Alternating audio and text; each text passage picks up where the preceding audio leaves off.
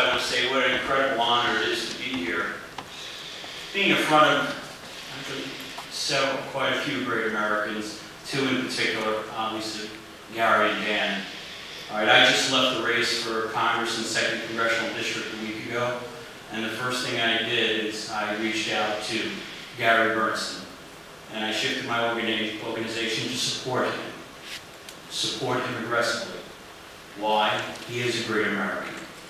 But before I go any further, there's someone else here who I really, while I was running for Congress, one of the things that I found so incredible is the amount of people who I've met.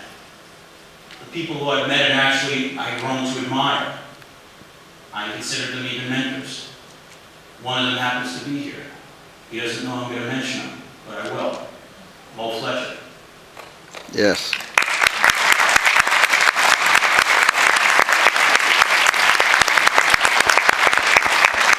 Before I mention, bring up Gary, because I actually am here to introduce him. Mo, I met him the first time 4 months ago. Mo's son was killed overseas in Iraq in 2004. And this man, I'll be quite frank. The strength and intestinal fortitude that this man has shown in the time I've known him has been incredible. He's visited families. I was at a funeral a few weeks ago of a young ranger that was killed in Afghanistan, and who was there? Mo Fletcher. I've spoken at an event, the Medal of Honor ceremony, over at the National Cemetery. Who was organizing? Mo Fletcher. Where was gathering equipment and food to send overseas, and wet ones to send to the troops over in Iraq. Who was there organizing? Mo Fletcher. So I wanted to take a few seconds before I even say anything else and let him know how much I admire him for everything he's done.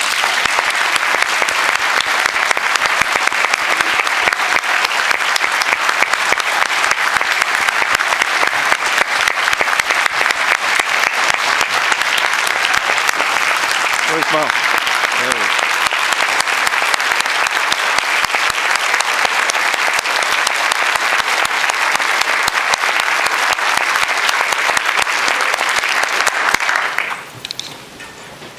Now let's get down to business. First off, I met Gary Berntsen for the first time, about 4 months ago, and immediately they gravitated. We hold the same values. That video was actually exceptional. If anybody didn't feel like charging up San Juan Hill after that video, I got to tell you. But there was one phrase in particular which struck me. And that was, America's exceptionalism will prevail. America's exceptionalism will prevail. What does that mean to you here in this room today?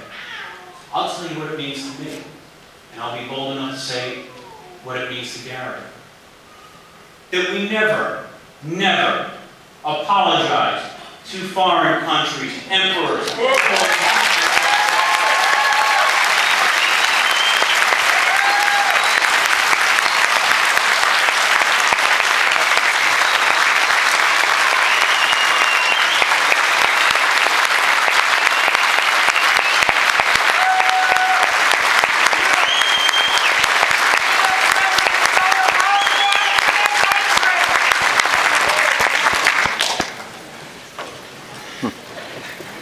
too many of us, of our brethren, of our citizens, have shed blood all over the world. We have cemeteries all over the world for that flag. They have died for that flag, given their lives and sacrificed. This country has liberated millions in this world. We don't apologize. What we've done for this country, actually for this world, people should be thanking us. I'll be more specific. All right, I'm an Iraq veteran. I've been in the military 18 years. I was mobilized for 3 years, spent a year in Iraq. It bewilders me when I see having to speak to the Iraqi government. Why are they not treating us in a manner that I feel is appropriate? These people, we've liberated them. They should be thanking us. I look at it from this perspective. We are a country of great people and great values. We're generous to no end. but we also shouldn't be putting our country $14 trillion in debt.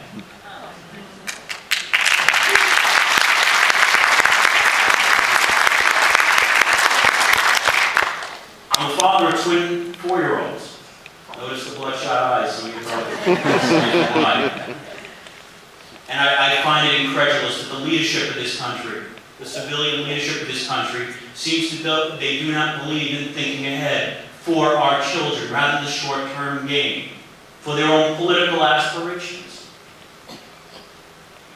When you go into politics, and I've said this before, it is supposed to be a sacrifice. It is not supposed to be, I'm running for Congress, I'm running for Senate.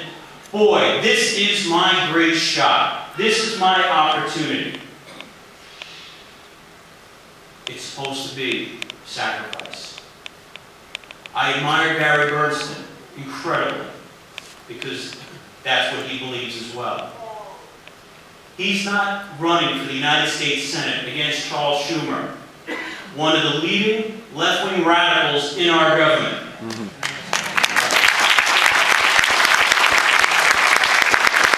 He's not doing it for his own gain.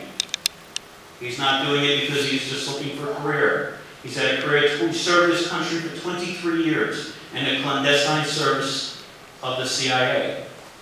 He's been in harm's way. He has served this country honorably, and he just looks to serve it a different way. And I want to personally thank Gary for that, for stepping up to the plate and doing it. And before I actually do introduce him, I just want to read something real quick here. And let's see who knows exactly where this came from. The economic ills that have come upon us will not go away in days or weeks, but they will go away. They will go away because we as Americans have the capacity to do whatever needs to be done to preserve this, the last and greatest bastion of freedom in the world. In this present crisis, government is not the solution. Government is the problem. We are a nation that has a government, not the other way around. Our government has no power except what is granted by the people. It is time to check and reverse the growth of government, which has shown the signs of growing beyond the consent of the people. We must realize again that we are too great a nation to limit ourselves to small dreams. Where does that take us back to? When I first started speaking, American exceptionalism. American exceptionalism is something we need to be proud of, never be ashamed. Stand up for this country, stand up for those colors. I want to thank you very much, all of you within the Tea Party movement. What you've shown the world in your efforts is extraordinary. Thank you very much. And I do want to introduce a mentor, a hero, not only in the CIA, but in his civilian career, Gary Berntsen.